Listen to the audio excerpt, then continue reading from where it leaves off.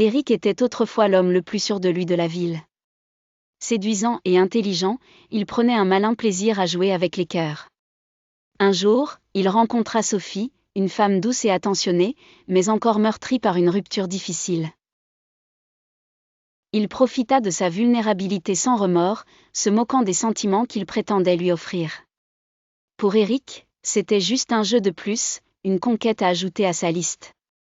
Mais pour Sophie, c'était une trahison qui marquerait un tournant dans sa vie. Après avoir découvert ses véritables intentions, elle l'avait quitté, promettant de ne plus jamais être dupée par ses charmantes paroles. Les années passèrent. Eric, vieillissant, commença à ressentir les effets de ses choix passés. Sa vie, autrefois pleine de fêtes et de rires superficiels, était devenue terne et solitaire. L'assurance de ses jeunes années s'était transformée en un regret lancinant. Peu à peu, il comprit que ce que ressent Sophie allait bien au-delà de simples rancunes. C'était une blessure profonde qu'il avait infligée sans réfléchir.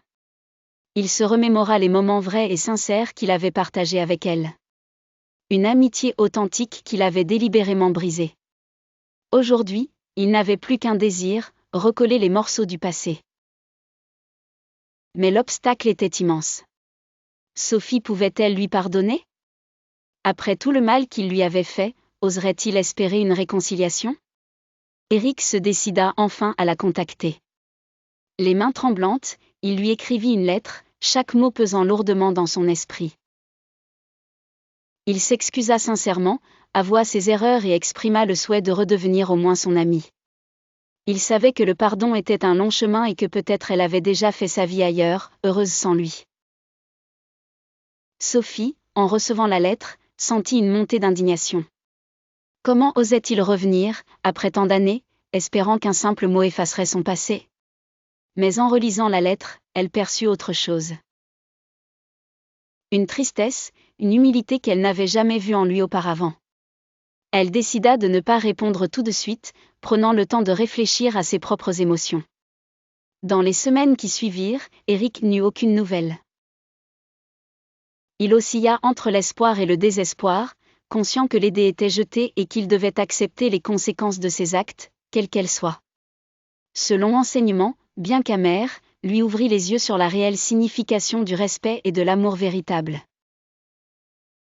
Finalement, un matin, une réponse arriva. Sophie, d'un ton apaisé mais ferme, lui expliqua qu'elle appréciait ses excuses. Elle lui pardonnait, mais ne pouvait pas oublier le passé. La vie de chacun avait pris un chemin différent, et bien qu'elle lui souhaitât du bonheur, elle n'était pas prête à rouvrir cette porte.